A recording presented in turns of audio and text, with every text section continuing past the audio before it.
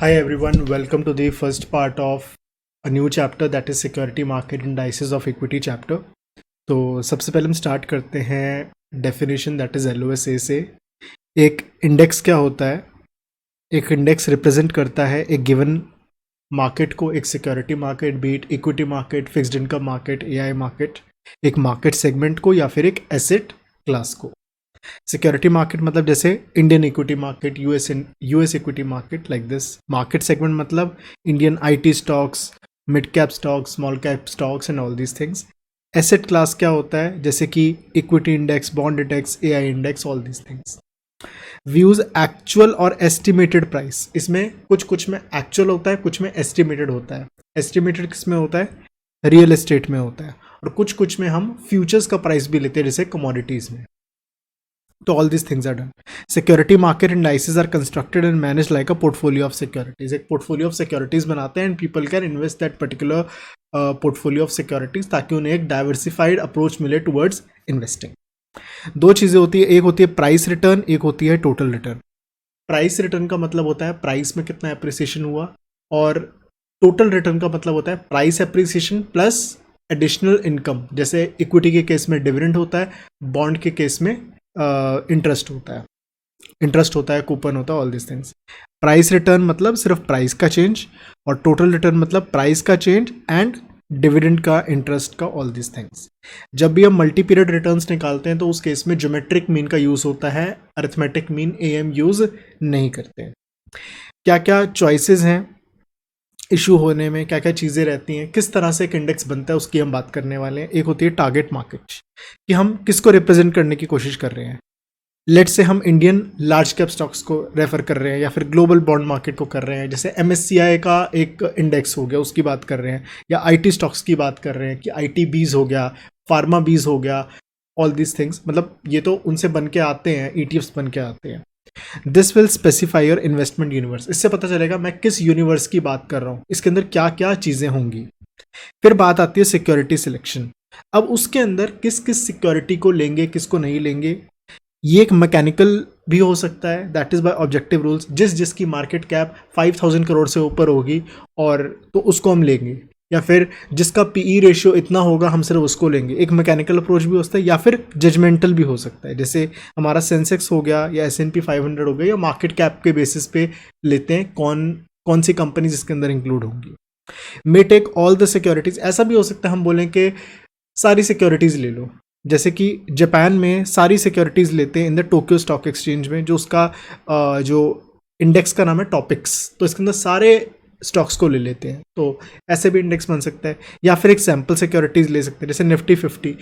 India में जो भी टॉप 50 कंपनीज है as per the market cap, उसको ले सकते हैं, या फिर सारे ले सकते हैं as per Japan.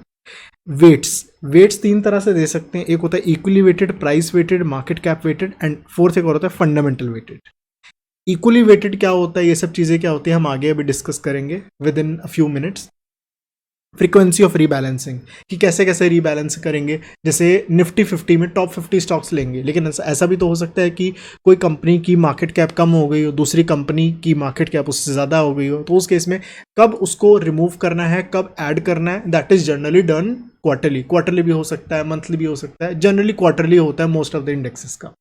When will the constituent securities and weight to be re examined, कब हम री एग्जामिन करेंगे कि इसको हटाना है, कितनी वेट देनी है, कैसे करना है, तो ये सब चीज़ों के बारे में हम बात करेंगे।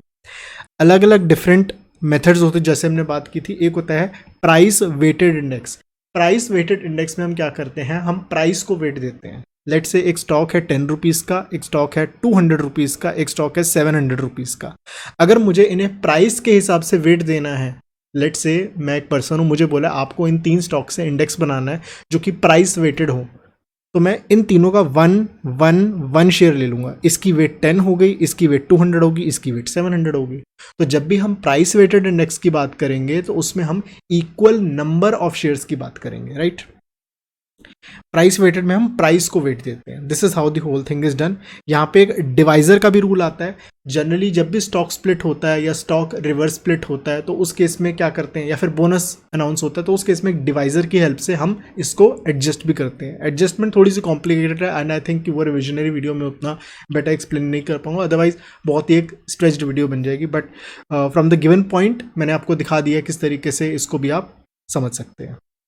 एडवांटेज क्या, प्राइस वेटेड बहुत ही सिंपल है, सबके एक एक शेयर ले लो, बन गया हमारा इंडेक्स, बहुत ही ईजी।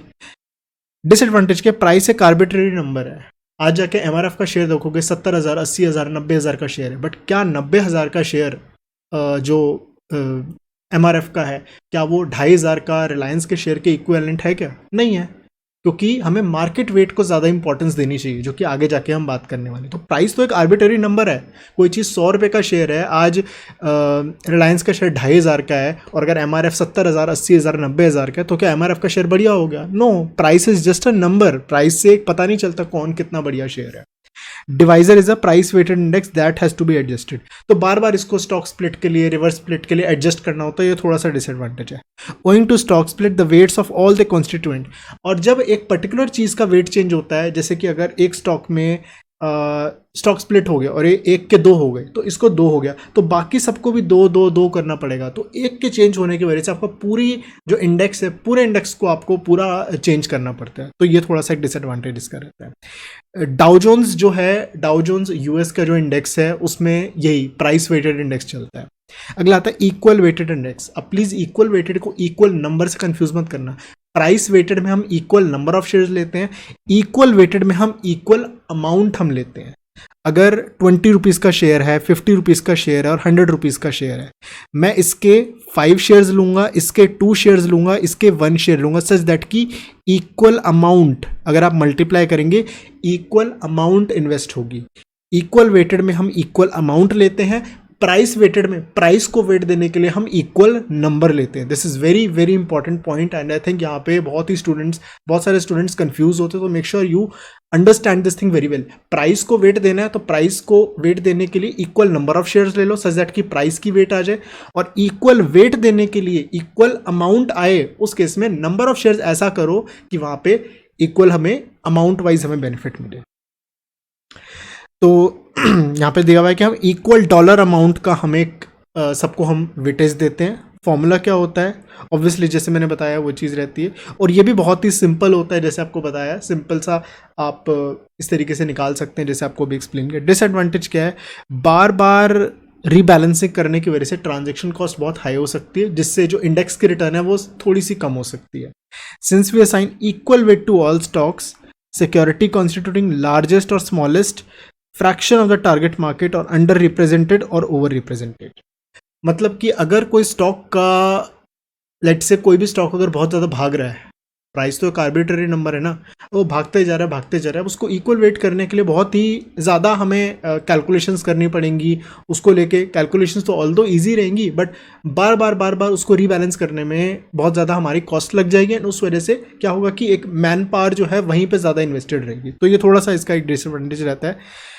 इसका एग्जांपल क्या है, वैल्यू लाइन इंडेक्स है, जिसमें इक्वल वेटेड इंडेक्स का यूज आता है। एक होता है मार्केट कैप वेटेड, ये बहुत ही सिंपल होता है, या फिर इसे वैल्यू वेटेड इंडेक्स भी कहते हैं। ये सबसे ज़्यादा यूज होता है, हमारी निफ्टी भी है वो इसी के ऊपर चलती है। इसमें क्या करते हैं, मार्केट कैप वेट देते हैं। मार्केट कैप का मतलब share price multiplied by number of shares जितने भी उसके हैं मार्केट में, right. Weight of each security is proportional to market cap. और रेप्लिकेट करने के लिए एक पोर्टफोलियो बनाते हैं जो कि बेस्ड ऑन मार्केट कैप होता है, वही चीज़ लिखी हुई है। एडवांटेज क्या है, आप यहाँ पे प्राइस जो कि एक आर्बिट्रेरी नंबर था, जो कि हमारा डिसएडवांटेज था प्राइस वेटेड में, कि हम प्राइस को लेके कर रहे हैं। प्राइस तो बिल्कुल ही बेकार चीज़ है। मार्केट कैप लो कि price into number of shares, ये पता चलेगा ये है कंपनी की वर्थ। कंपनी की वर्थ निकाल के और वर्थ के हिसाब से वेट देते हैं। That is a true representative of a good index. तो ये एक अच्छी चीज़ रहती है। No need to adjust divisor. यहाँ पे डिवाइजर वगैरह भी कभी कोई बात नहीं है। अगर लेट से कंपनी की वर्थ है 100 करोड़ और कंपनी अगर स्टॉक स्प्लिट करती है तो शेयर आधा हो गया, प्राइस डबल हो गया, या फिर रिवर्स स्टॉक स्प्लिट करती है, शेयर डबल हो गया, सॉरी स्टॉक स्प्लिट में क्या होता है कि स्टॉक डबल हो गया तो शेयर प्राइस पर यूनिट जो होगा वो हाफ हो गया। तो नेट में अगर हम मल्टीप्लाई करेंगे तो क्या होगा, आंसर आपका सेम आएगा। तो मार्केट कैप आपकी चेंज नहीं होती स्प्लिट से, स्टॉक स्प्लिट से, ये सब चीज़ों से। That is very good. Rebalancing is done automatically, automatically rebalancing हो जाती है। क्यों? क्योंकि मार्केट कैप तो उतनी रहेगी ना, मैंने मार्केट कैप वेट दिया, मार्केट कैप तो उतना ही रहेगा, तो इसमें रीबैलेंसिंग इनबिल्ट ही हो जाती है। रीबैलेंसिंग सिर्फ मर्जर एक्विजिशन में, लिक्विडेशन में होती है, क्योंकि मर्जर एक्विजिशन में मार्केट कैप बढ़ जाती है, लिक्विडेशन में मार्केट कैप कम हो जाती है। तो सिर्फ उसी केसेस में, कुछ स्पेसिफिक केसेस में हमें ये चीज़ करनी पड़ती है। अगली बात करते हैं डिसएडवांटेज क्या है। ये मोमेंटम इफेक्ट ग्रोथ इफेक्ट को रिप्रेजेंट करता है।